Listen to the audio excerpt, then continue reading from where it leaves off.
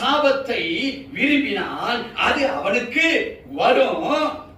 அவன் ஆசீர்வாதத்தை விரும்பாமல் போனால் அது அவனுக்கு தூரமாய் விலகி போகும்.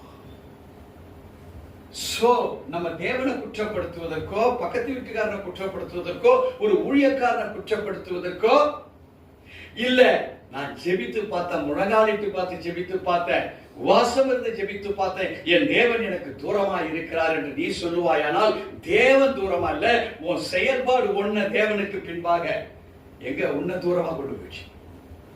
அவருக்கு முன்பாக நிற்கப்பட வேண்டிய நீ. இங்க அடுத்த வசனம் அப்படிதான் சொல்லுகிறது 18ல, சாபத்தை அவன் தனக்கு அங்கியாக உடுத்தி கொண்டான். சோ அவன் வாழ்க்கையில என்ன மாதிரி அங்கியா உடுத்தி கொண்டான்? தான் தேவனுக்கு முன்பாக நான் நீதிபதியா இருக்கிறான் சொல்லி சாபத்தையே நீதியா மாத்தி அவன் நினைச்சிருக்கிறான்.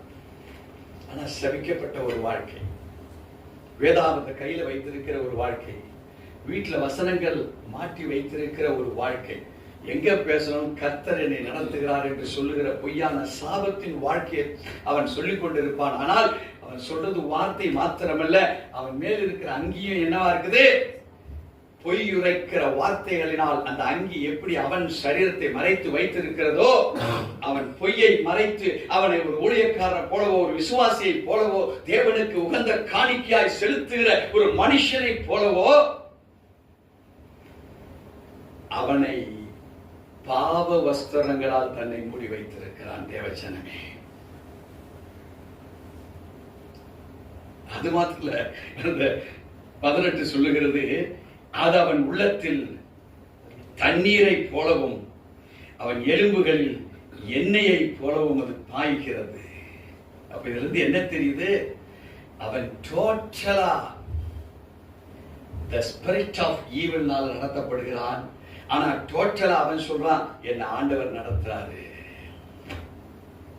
என்ன ஆண்டவர் பலப்படுத்துகிறாரு, எனக்கு ஆண்டவர் நிறைய கொடுத்திருக்கிறாரு, எனக்கு வேத வசனங்கள் நிறைய தெரியும், எனக்கு வரங்கள் இருக்கு, என்கிட்ட பலவிதமான கனி இருக்கு. ஆனா ஆண்டவருக்கு தெரியும், ஒருவனும் ஒரு காலம் உன்னிடத்தில் வரான் என்று சொல்லி வைத்திருக்கிறார்.